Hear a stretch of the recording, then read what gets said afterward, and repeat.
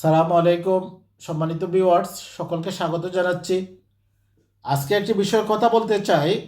আমাদের পার্শ্ববর্তী দেশ ভারতের আসাম রাজ্যের করিমগঞ্জ জেলার নাম পরিবর্তন করা হয়েছে। করিমগঞ্জ হচ্ছে সিলেট জেলার একটি অংশ ছিল। দেশভাগের সময় মানে 1947 সালে এই করিমগঞ্জ, হাইলাকান্দি এবং কাছাড় অঞ্চলকে ভারত নিয়ে নেয় এবং তারা এই অঞ্চলের নামকরণ করে করিমগঞ্জ করিমগঞ্জ জেলা নামে, এবং এটা আসামের অন্তর্ভুক্ত করা হয়। 1947 সাল থেকে আজ অবধি প্রায় 75-76 বছর এই জেলার মানুষ করিমগঞ্জ জেলার নামেই নামকরণ ছিল এবং এভাবেই চলছিল। কিন্তু অত্যন্ত দুঃখ এবং পরিতাপের বিষয় হচ্ছে বিজেপি আরএসএস সমর্থিত সরকার যখন আসামের বিধানসভায় তারা সরকার গঠন করলো, হেমন্ত বিশ্ব শর্মার ক্যাবিনেট তারা করিমগঞ্জের নাম পরিবর্তনের প্রস্তাব নিয়ে আসলো। কেন এই প্রস্তাব? তারা বলল যে এটা মুসলিম নাম, এখানে মুসলমানদের এই নামে মুসলমানদের গন্ধ পাওয়া যায়। অথচ এই করিমগঞ্জ জেলার 60% মানুষ মুসলমান। তো এই 60% মানুষ মুসলমান, তাদের জেলার নাম মুসলিম নাম অনুসারে করিমগঞ্জ থাকবে, এটাই তো স্বাভাবিক। কিন্তু না, বিশ্ব শর্মার বিজেপি সরকার তারা উত্তরপ্রদেশের মতো আসামেও বিভিন্ন অঞ্চলের নাম, যেসব জায়গায় যেসব নামে মুসলমানদের ইতিহাস ঐতিহ্য সমৃদ্ধ নাম আছে, এগুলো তারা আস্তে আস্তে পরিবর্তন করতেছে। এরই ধারাবাহিকতায় তারা করিমগঞ্জের নাম পরিবর্তন করে এর নামকরণ করছে শ্রীভূমি নামে। তাদের যুক্তি হচ্ছে 1919 সালে রবি ঠাকুর মানে রবীন্দ্রনাথ ঠাকুর সিলেটে এসেছিলেন, আপনারা নিশ্চয় জানেন। তখন তিনি আসামের করিমগঞ্জ হয়ে সিলেটে এসেছিলেন। তখন তখন নাকি এই করিমগঞ্জের সৌন্দর্য মুগ্ধ হয়ে, বিমোহিত হয়ে, আবেগ আপ্লুত হয়ে তিনি এর নাম দিয়েছিলেন শ্রীভূমি বা মা লক্ষ্মীর ভূমি নামে।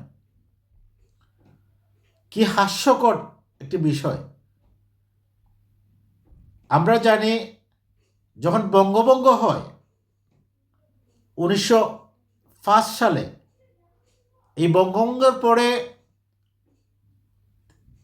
তখন রবীন্দ্রনাথ ঠাকুর একটি কবিতা লিখেছিলেন শ্রীভূমিকে উদ্দেশ্য করে, সিলেটকে উদ্দেশ্য করে, যে বাংলার প্রান্ত সীমা হতে নির্বাসিতা তুমি, সুন্দর হে শ্রীভূমি। তারা এই কবিতার অংশকে কাল্পনিকভাবে 1919 সালের রবি ঠাকুরের সিলেট আগমনকে কেন্দ্র করে তারা বলতেছে এটা তিনি নামকরণ করেছেন, এবং এই রবি ঠাকুরের প্রস্তাবিত নাম অনুসারে তারা করিমগঞ্জের নাম পাল্টিয়ে তারা শ্রীভূমি নামকরণ করেছে। কত হীন, নিচু মন মানসিকতা এবং উদ্ভট যুক্তি এটা হতে পারে!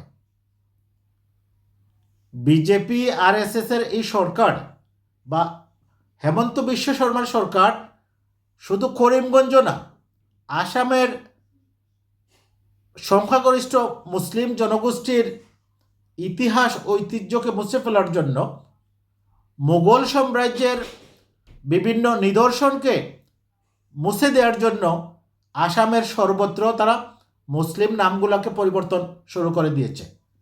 এরই ধারাবাহিকতায় তারা করিমগঞ্জের নাম পরিবর্তন করে শ্রীভূমি রেখেছে। বিজেপি সরকার তাদের দৃষ্টিভঙ্গি কত নিচু হলে, কত ছোট মন মানসিকতার হলে তারা এসব করতে পারে। বাংলাদেশে তো আমরা কোনো নাম পরিবর্তন করি নাই।